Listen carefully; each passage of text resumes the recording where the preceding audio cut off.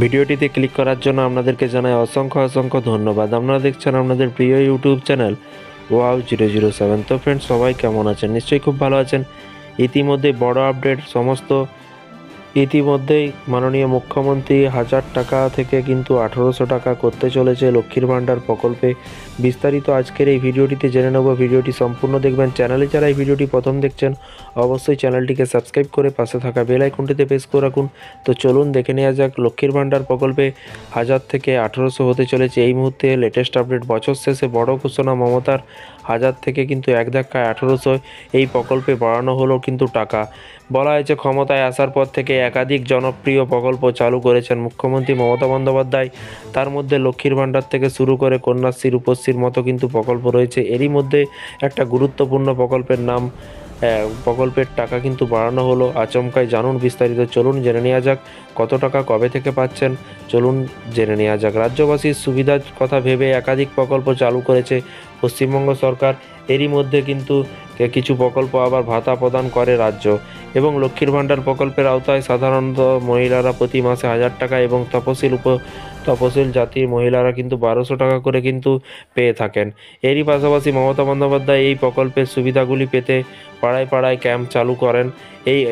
এর ফলে কিন্তু যারা সরকারি অফিসগুলিতে পৌঁছে নিজেদের প্রয়োজনীয় কাগজ করাতে পারেন না বা সময় হয় না, সেই জন্যই কিন্তু এই পাড়ায় পাড়ায় গিয়ে কিন্তু কাজ করাচ্ছে মাননীয় মুখ্যমন্ত্রী। সেই কারণে বছরের নির্দিষ্ট সময়ের জন্য প্রতিটি এলাকায় দুয়ারে সরকার ক্যাম্প বসানো হয় এবং সাধারণের জন্য।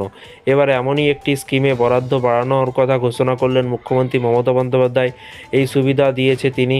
কি বলেছে, কোন প্রকল্পের বরাদ্দ বাড়ানোর ঘোষণা করেছে মমতা বন্দ্যোপাধ্যায়, চলুন বিস্তারিত জেনে নেওয়া যাক। এখানে বলা হয়েছে সাম্প্রতিক ঝাড়গ্রামে বিশ্ব আদিবাসী দিবস অনুষ্ঠানে উপস্থিত হয়েছিলেন মুখ্যমন্ত্রী। সেখানে জানিয়েছিলেন যে জনজাতি গোষ্ঠীর পাশে দাঁড়াতে রাজ্য নবান্ন এবং নানান প্রকল্প কিন্তু পরিকল্পনা নিয়েছে।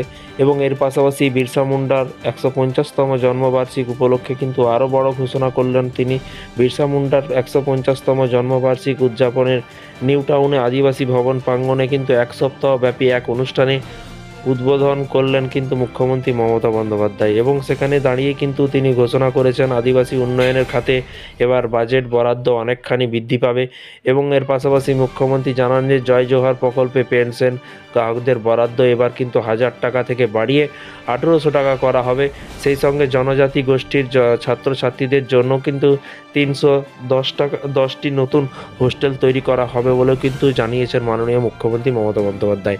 তো ফ্রেন্ডস, এটা কিন্তু মুখ্যমন্ত্রী লক্ষ্মীর ভাণ্ডার প্রকল্পের জন্য বলেনি। জয় জোহর যারা আছেন, জয় জোহর প্রকল্প, তাদের জন্য কিন্তু 1000 থেকে 1800 টাকা করা হয়েছে। বাজেটে কিন্তু এটা কিন্তু ঘোষণা হবে। এই ছিল আজকে একটি ছোট্ট আপডেট। বিভিন্ন রকমের প্রকল্প, ডিএ যোজনা প্রকল্প, সমস্ত রকমের আপডেট পেতে অবশ্যই চ্যানেলটিকে ফলো করে রাখুন পরবর্তী নতুন আপডেট পাওয়ার জন্য। ভালো থাকবেন, সুস্থ থাকবেন এবং নিজের খেয়াল রাখবেন। Thank you.